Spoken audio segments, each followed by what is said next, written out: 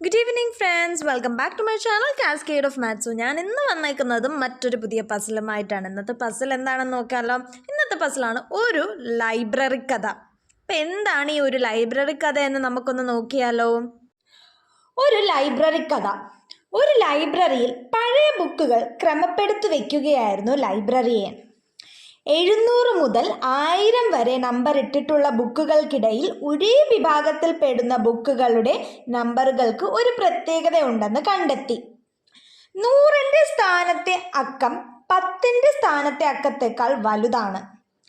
അതുപോലെ 10ന്റെ സ്ഥാനത്തെ അക്കം ഒറ്റയുടെ സ്ഥാനത്തെ അക്കത്തേക്കാൾ വലുതാണ്. എങ്കിൽ എത്ര എണ്ണം പുസ്തകങ്ങളാണ് ആ വിഭാഗത്തിലുള്ളത് കണ്ടെത്താൻ സഹായിക്കുമോ? അപ്പം നമ്മുടെ ഇന്നത്തെ പസിലിൽ എന്താണ് പറഞ്ഞേക്കുന്നത്? ഒരു ലൈബ്രറിയിൽ ലൈബ്രറിയൻ ബുക്കുകൾ എന്താണ് ഓർഡറിൽ അറേഞ്ച് ചെയ്യാണ് അല്ലേ. അപ്പം ആ ലൈബ്രറിയൻ എന്താണ് കണ്ടെത്തിയത്? കണ്ടെത്തിയ കാര്യം എന്താണ്? 700 മുതൽ 1000 വരെയുള്ള ബുക്കുകൾക്കിടയിലെ ഒരു ഗ്രൂപ്പ് ഓഫ് ബുക്കിന്റെ നമ്പറുകൾക്ക് എന്തോ ഒരു പ്രത്യേകത ഉണ്ടെന്ന് കണ്ടെത്തി അല്ലേ.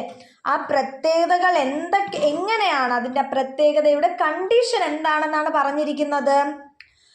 100ന്റെ സ്ഥാനത്തെ അക്കം 10ന്റെ സ്ഥാനത്തെ അക്കത്തേക്കാൾ വലുതാണ്. അതായത് 100th പ്ലേസിലെ നമ്പർ എന്ന് പറയുന്നത് 10th പ്ലേസിലെ നമ്പറിനേക്കാളും വലുതാണ് എന്ന് പറഞ്ഞിട്ടുണ്ട്. പിന്നെന്താ പറഞ്ഞിട്ടുള്ളത്?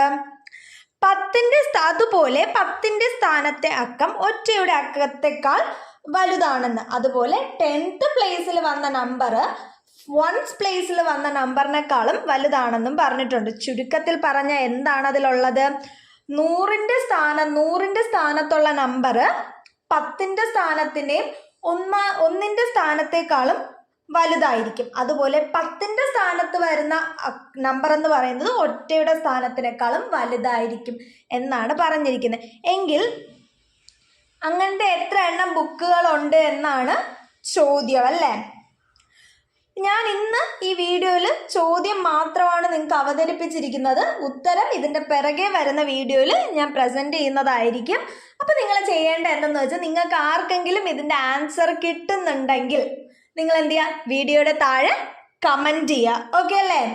അപ്പോൾ ഇതിൻ്റെ ആൻസർ ഞാൻ ഉടനെ ഇടുന്നതായിരിക്കും. സോ വീഡിയോ ഇഷ്ടപ്പെട്ടെങ്കിൽ ലൈക്ക് ചെയ്യുക, ഷെയർ ചെയ്യുക. ആൻഡ് ചാനൽ ഇതുവരെ സബ്സ്ക്രൈബ് ചെയ്യാത്തവർ പ്ലീസ് സബ്സ്ക്രൈബ് ചെയ്യുക. Bye bye.